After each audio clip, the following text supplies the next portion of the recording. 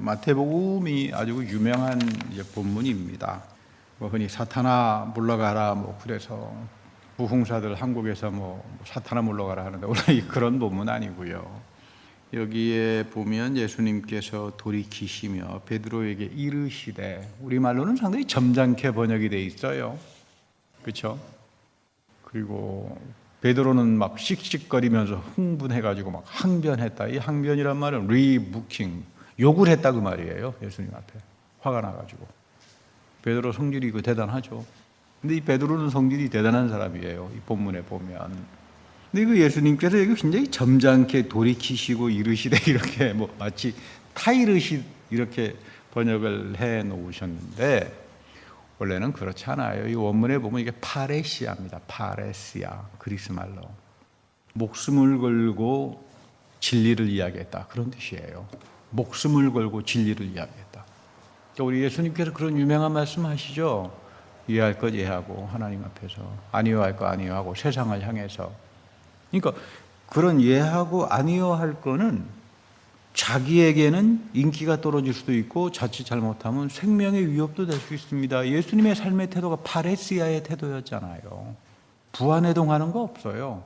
남이 뭐라고 하면 수근수근거리면 거기에 귀가 쏠려가지고 그런 시류에 물 타고 흔들리고 왔다리 갔다리 이런 들렀다리 저런 들렀다리, 이런 거는 여러분 믿음하고는 아무런 상관이 없습니다. 파레시아를 했다. 사실 오늘 시편 말씀이나 고린도후서 말씀이나 이 마태복음 말씀은 앞으로 제가 이제 계속 예언에 대한 사역을 이제 시작하는 본문으로서는 아주 중요합니다. 파레시아를 경험하지 못하면 하나님 말씀 그때도 아니면 말고 이런 거 가지고는 믿음의 세계에 들어가지 못합니다. 좁은 길로 가기 때문에 파레시아를 해야 돼요. 아니요 할 건 아니요 해야 되고 예할 건 예해야 되죠. 근데 이런 경험이 모세도 상당히 하나님 앞에서 파레시아를 했던 사람이에요. 이 광야의 삶을 보면 그렇잖아요. 사도 바울은 두말할 나위도 없죠. 이 사도 바울의 그 편지의 원문을 보면 파레시아에 대한 표현이 참 많이 나와요. 그렇죠?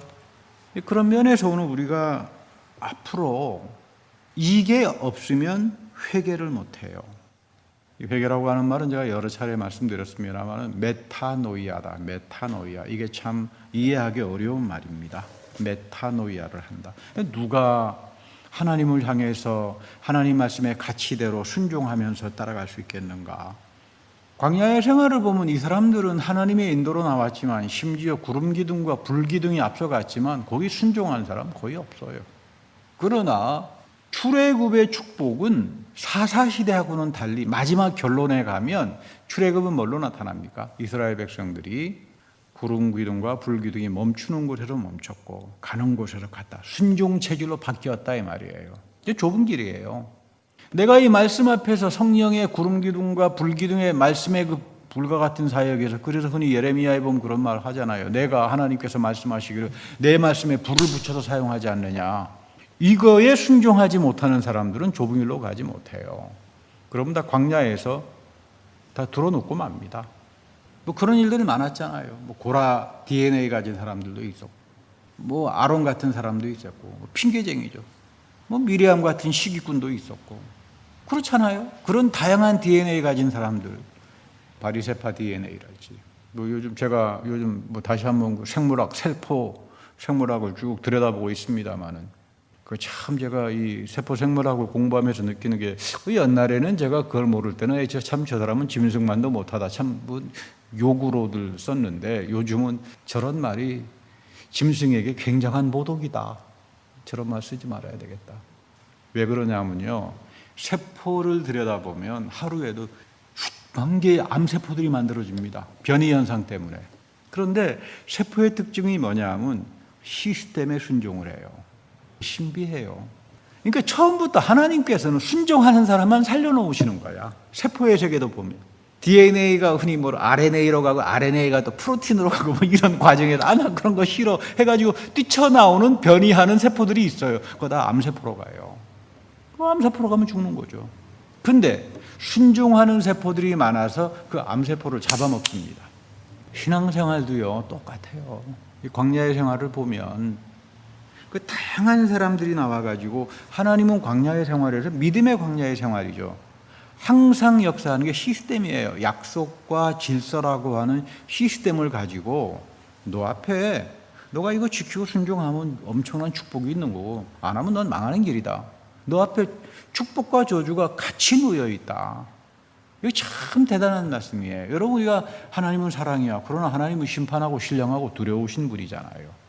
복음과 은혜 속에는 동시에 심판과 저주가 함께 있어요. 정말 하나님의 은혜가 참 넘쳐. 내가 하나님 앞에서 참 내가 항상 회개를 해야 돼. 나를 객관화시켜보고 돌이키고 하나님 마음에 합한 자로 살아야 돼. 이거 다윗 DNA죠. 근데 뭐 항상 우리는 사울처럼 가는 걸 더 좋아해요. 그럼 우상숭배가 되는 거예요. 그래서 가장 성경에서 타락한 사람들의 그 죄를 하마르티아, 빗나갔다. 하나님이 나를 볼 때 이 사람이 빗나갔느냐 안 빗나갔느냐 그걸 본다 이 말이에요. 그래서 여러분, 이 회개를 하려면 가장 첫 번째 중요한 게 뭐냐 하면 괄호에 묶어야 됩니다. 괄호에 묶는다는 게 이런 거로구나 이제 알게 될 겁니다. 두 번째는 하나님께서 회개하는 사람을 의로운 자로 여기세요. 내가 어떻게 하면 하나님 앞에 의로운 자가 되지? 회개하는 사람이에요. 내가 뭐 선행을 많이 하고 내가 뭐 큰 위대한 일을 많이 해가지고 그래 너 참 위대하고 의롭구나 이렇게 절대 말 안 합니다. 회개하는 사람이에요. 근데 이제 회개는 자기를 객관화시키는 능력이에요. 여러분, 뭐 내가 좋다고 그래서 상대방이 좋습니까? 절대 그렇지 않습니다.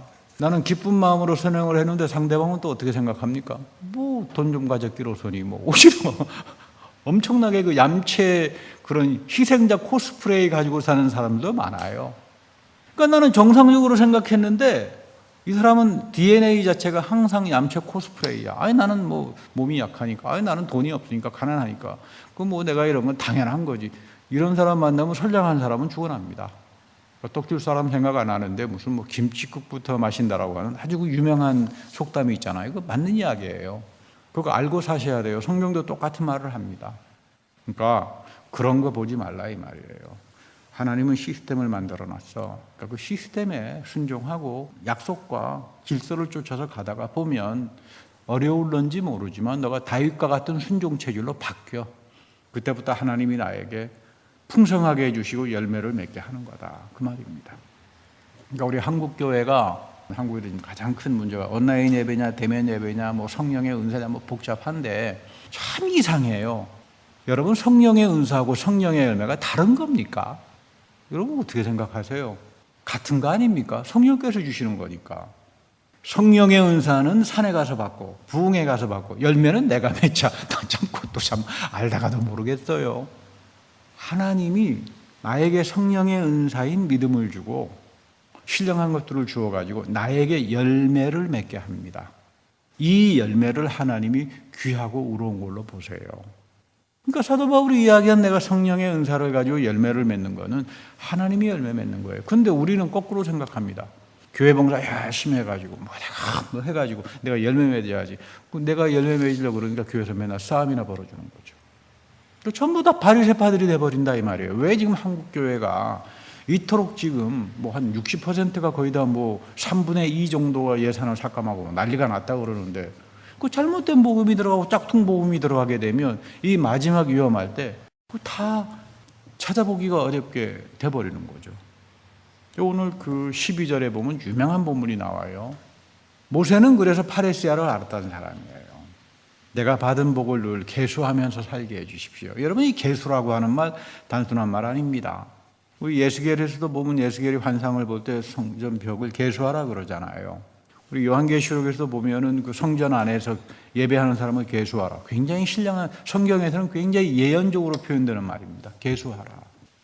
어떤 분들은 유튜브에 보니까 그건 뭐 성전 그 예루살렘 성전에서 계수하는 거다 그래서 아니 그때 이미 예루살렘은 70년도에 망했고 사도 바울은 100년에 지금 환상을 보고 있는데 그건 무슨 뭐 망해버린 예루살렘 성전을 말하는 거겠습니까? 갖다 붙이는 것도 좀 적당히 해야지. 너무 지나치니까 요즘은 좀 짜증날라 그래요. 그래도 너무 지나치다 이 말이에요. 목사님 이 소리 들으려면 하나님 말씀에 대해서는 정직하고 제대로 알아야 되지 않겠습니까? 전문적으로 그 사람의 영원한 생명을 지금 구원에 속하는 이야기인데 그걸 그런 식으로 엉터리로 짝퉁식으로 이야기해가지고 그 교인들이 얼마나 그 피해를 보겠어요. 이 복을 계수한다. 굉장히 중요한 태도예요. 그 모세라고 해가지고 얼마나 많은 음해와 시련과 잘못된 것을 경험했겠어요. 그런데 넉넉했습니다. 왜 그랬을까? 내가 받은 하나님의 은혜, 하나님의 사랑을 늘 계수하고 살았어요. 여러분, 우리가 지금까지 온 것도 참 하나님의 은혜가 크지 않았습니까? 제 아는 목사님, 목사님 뭐 교회 문 닫지 않았습니까? 그러더라고요. 이 바이러스에 작은 교회들 거의 다 문 닫는데 우리 그냥 숨 쉬고 잘 살고 있습니다. 숨만 쉬고 있습니까, 여러분? 마스크도 쓰고 뭐 잘 살고 있어요. 이거 지나간 것들을 생각하면 하나님께서 우리에게 베풀어 주신 위로와 하늘의 신령함과 이 말씀의 세계 속에 담겨져 있는 놀라운 것들을 우리에게 알게 해주셔서 좀 과로도 묻고 이 회개가 소중하다라고 하는 것도 알게 되었고, 이런 것들이 다 감사한 이야기 아니겠어요?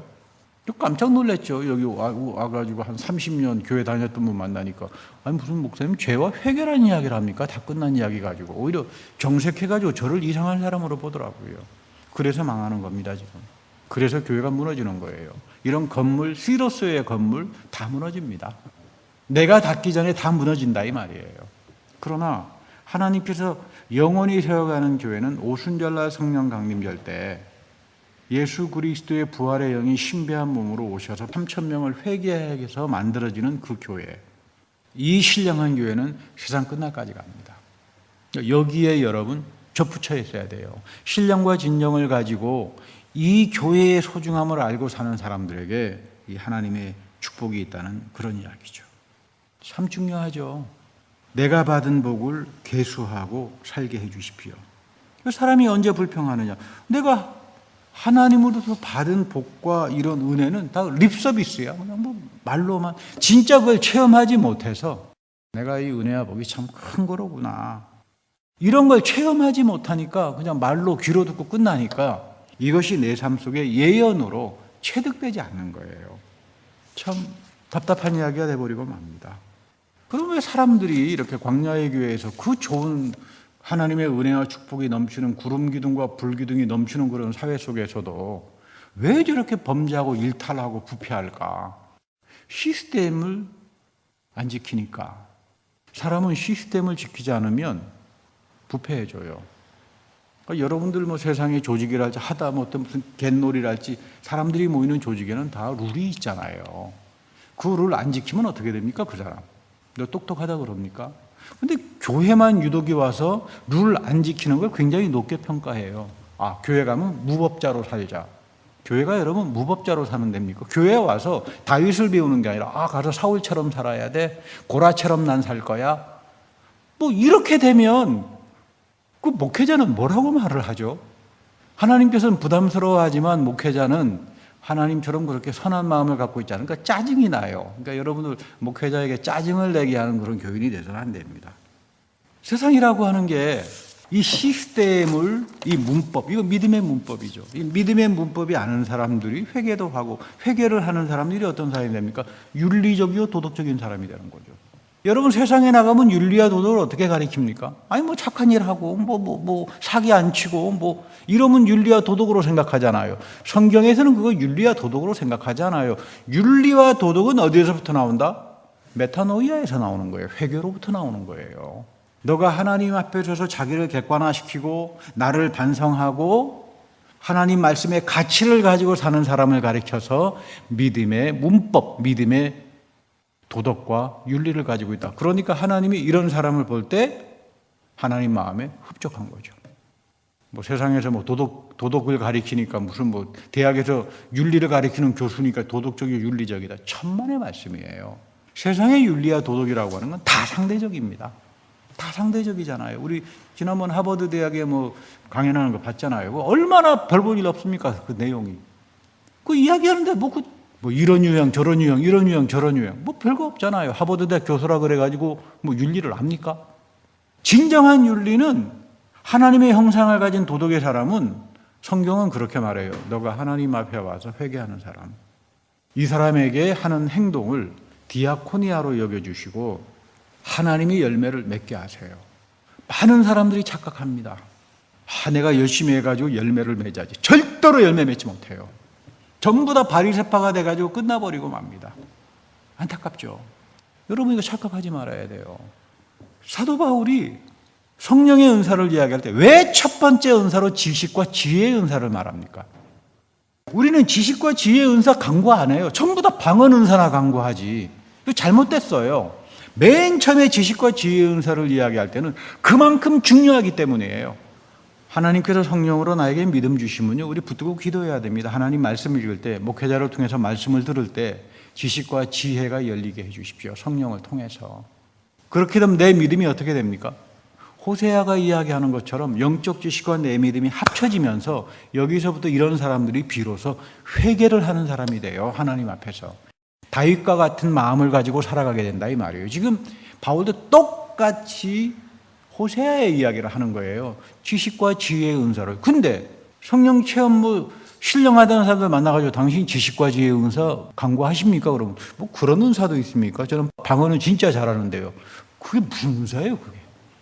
여러분, 이거 저는 세상이 돌아가는 것도 돌아가는 거지만 어떻게 하나님 말씀을 이렇게 한 짝퉁으로 다 만들어버렸나? 이 짝퉁으로 만들어버린 하나님 말씀 복음을 하나님께서 가만두겠습니까? 만홀히 여기지 않죠. 그래서 맨 처음 심판이 어디서부터 시작한다고요? 교회로부터 시작되는 거예요. 근데 우리는 살았다 이 말이에요. 그런 면에서 여러분 감사해야 돼요. 내가 여기 붙어 있구나. 나도 목회자로서 여기에 지금 붙어 있어서 사는구나. 그 말은 뭡니까? 하나님께서 이 교회는 손대지 않으셨구나, 심판에서. 곰곰이 생각해 봅니다. 하나님께서 왜 우리의 교회는 손대지 않고 이렇게 살려주셨을까? 하나님께서 내려치면 그냥 날아갈 텐데 나는 말씀과 성만치 않은 세상 끝날 때까지 그래도 깔끔하게 지키고 살았던 이 순종 때문에 그런 것 같아요. 앞으로 더 그럴 겁니다. 앞으로 더 그래요. 이거 우리 소중해야 됩니다. 내가 받은 복을 계수하고 살아야 된다. 내 인생의 가장 큰 복은 은혜를 가지고 살아야 된다. 그런 사람들이 하나님 앞에서 하는 행동, 헌금, 봉사, 이 모든 것들을 하나님이 열매 맺게 해주신다. 내가 어떻게 하면 이 마지막 때 은혜의 사역의 축복을 받을 수 있을까? 앞으로 여러분 기도해야 됩니다. 주님, 지식과 지혜의 은사를 받게 해주십시오. 믿음 안에서 하나님에 대한 영적 지식이 자라나서 비로소 하나님의 마음의 뜻을 알기 시작하면서부터 하나님의 예언의 말씀이 나에게 열리는 겁니다. 우리 모세에게서도 그런 태도가 상당히 중요하죠. 그런가 하면 바울에게는 삼층천이 열리는 놀라운 축복이 있는데 이게 다른 이야기 아닙니다. 바울에게는 항상 새하늘과 새 땅이 열려 있었어요. 아니, 바울도 사람인데 왜 바울에게만 열리고 나에게는 열리지 않는가?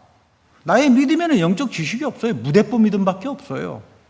내 믿음에는 전부 다 나의 의지로 내가 착각해가지고 내가 믿습니다 하면 다 구원받는다는 이런 짝퉁 구원밖에 없어요. 그러니 성령이 역사가 안 하는데 내가 의지를 가지고 믿습니다 해가지고 구원받는 거라면 성령이 뭐가 필요합니까? 성령의 은사로서 믿음이 뭐가 필요합니까? 하나님은 성령의 은사를 부어주셔서 여러분들에게 믿음을 주고 그게 하나님의 말씀의 경작이죠. 하나님께서 말씀을 들을 때마다 하나님이 여러분들에게 경작을 해주셔가지고 믿음도 생기게 하고 그 이전에는 내가 목사님 말 들을 때 애게 믿을 수 있을까 이러다가 이제는 믿어지기 시작한다 이 말이에요. 귀가 열리기 시작한다. 그거 성령의 역사죠. 그래서 믿음을 은사로 갖기 시작하죠. 성령의 기름 부음이 와가지고 말씀을 읽을 때 지식과 지혜가 늘어나고 이렇게 해서 믿음이 자라는 것이 아니라 그저 뭐 내 의지로 입으로 시인해가지고 다 구원받았다. 그러니까 거기에 무슨 성령이 역사합니까?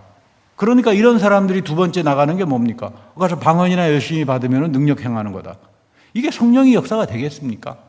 완전히 성경하고는 엉뚱한 빗나가가지고 하마르티아 하나님께서 그걸 죄로 보신다 이 말이에요.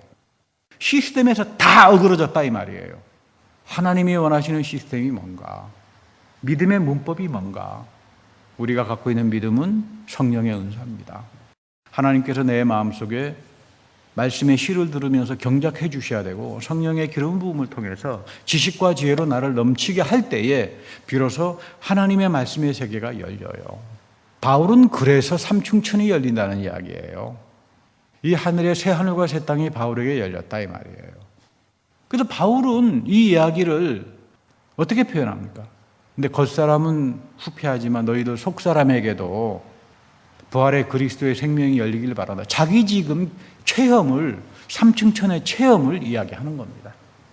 우리에게도 내 영의 속사람에 이 말씀의 세계가 생명의 세계가 열리려면 내 믿음이 영적 지식을 가지고 지식과 지혜의 은사를 통해서 항상 하나님이 내 말씀에 기름을 부어주시고 성령의 경작을 해주셔야 되고, 그러면서 내가 내 질그릇 속에 하늘의 천복인 보물을 담아야 돼요. 여기서부터 진정한 축복이 터져 나오는 겁니다. 여러분, 천복이 뭐예요? 하나님이 여러분들의 삶에 열매를 맺게 해주시는 거예요. 내가 뭐 열심히 해가지고 열매 맺겠다, 그런 이야기가 아닙니다. 성령의 은사와 성령의 열매는 같은 거다.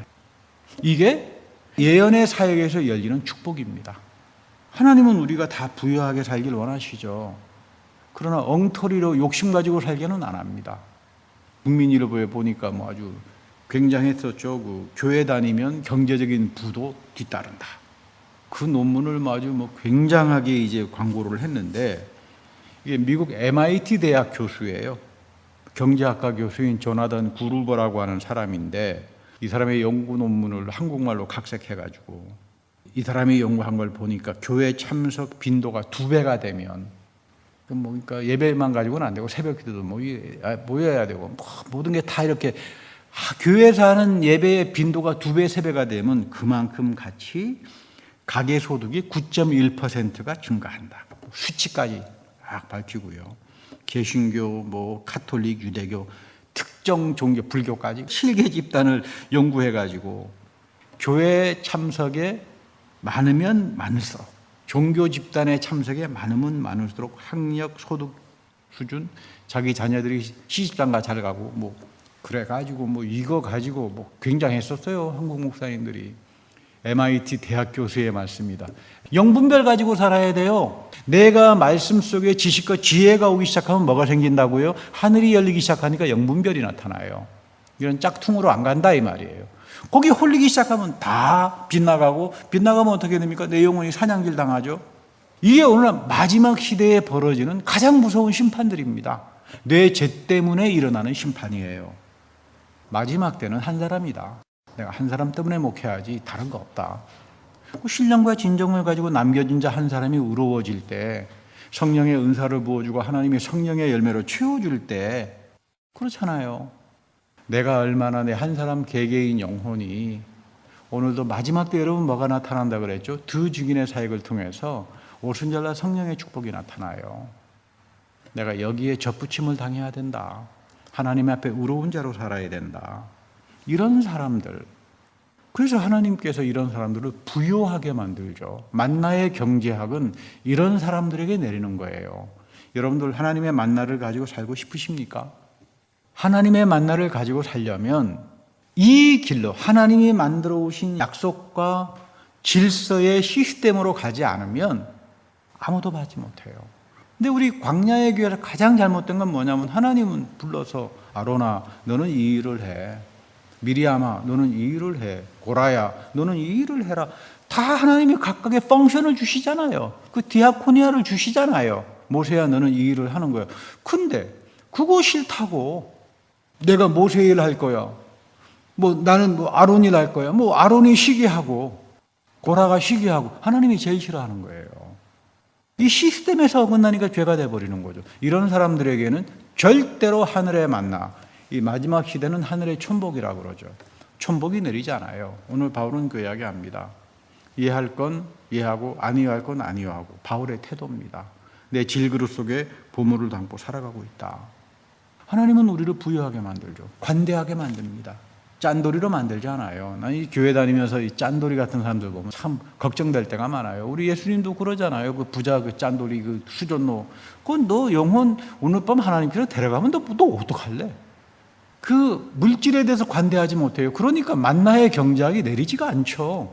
오히려 자기 생명이나 잃어버리죠. 나발 같은 자들이 된다 이 말이에요.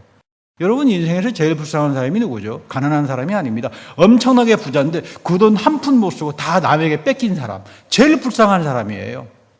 선용할 줄 알아야 돼요. 물질의 가치를 가지고. 제가 아는 어느 교수님은 참 잘 나가는 대학 교수인데, 학자인데 산 정상에 올라가면 내려와요. 제대로 된 사람은. 지금 아프리카에 가서 아프리카 학생들 가르치고 있어요. 아니 이거 미국에 계시면 종신교수에 진짜 엄청난 대접을 받으실 텐데 왜 아프리카 가가지고 이 고생합니까? 인생 말년에. 대답이 간단해요. 우리 미국이 아프리카하고 아시아에 가서 못된 짓 많이 했잖아. 그러니까 내가 회개해야지. 아니, 나도 죽으면 하나님 앞에 서지 않겠나? 종 목사, 너도 죽으면 하나님 앞에 설 텐데 디아코니 하다가 살아야지. 이런 분들에게 하나님께서 열매 맺게 하죠. 이런 사람들에게. 바울이 삼층천 체험을 합니다. 삼층천이라고 하는 거, 새 하늘과 새 땅이 나에게 열린다. 지식과 지혜의 은사를 가진 사람들에게 하나님이 그 영을 열어주십니다. 그래서 하나님의 신령한 세계를 보게 해요. 그리고 우리 사도 바울에게 있어서 가장 중요한 믿음의 마지막 단계는 뭐다? 보는 거다. 하나님의 신령한 세계가 나에게 열리는 것. 이런 사람을 가리켜서 내 질그릇에 천복을 담고 사는 사람들, 보배를 담고 사는 사람들이라고 이야기합니다. 이런 사람들에게 하나님이 열매를 맺게 하세요. 내가 열매를 맺으려면 다 고라처럼 돼버리고 맙니다. 하나님께서 다 내팽개치고 맙니다. 성령의 은사도 하나님으로부터, 성령의 열매도 하나님으로부터. 그럼 이 성령의 열매는 누구에게 맺게 하는가? 내 질그릇 속에 보배를 담은 사람들. 항상 말씀이 경작이 되고 성령의 기름 부음의 사역을 통해서 지혜와 지식의 은사를 사모하는 사람들. 죽을 때까지 여러분 이거 은사 사모하고 살아야 돼요. 그래서 바울은 뭐라고 합니까? 자기는 삼층천의 신비를 말하면서도 이 사람의 이야기가 뭡니까? 나는 연약할 때 강하다. 이거 엄청난 이야기죠. 내가 삼층천의 신비를 알기 때문에 내 속에 내 질그릇과 같은 속에 보배를 담고 있는 걸 알기 때문에 하나님이 나에게 열매를 맺어주신다라고 하는 걸 알기 때문에 나는 연약할 때 강하다. 이게 뭡니까? 내 영은 항상 가난하다. 영이 가난한 자들이 하나님 나라를 본다는 거죠. 이런 사람들에게 하나님께서 천복을 쏟아 부어주시는 거죠. 바울이 그렇게 살았습니다. 우리 교회도 그랬으면 좋겠어요. 여러분들이 영이 가난해지고 이 속에 하나님의 것으로 채워져서 이 마지막 때 모두가 다 빗나가고 하나님으로부터 죄인 취급당하는 쪽에 사울과 같은 길이 아니라 다윗과 같은 길로 하나님 마음에 합한 자로 그렇게 하나님께서 열매를 맺고 천복을 누리게 해주시는 그런 은혜의 길로 다 가는 존귀한 인생이 되기를 축복합니다.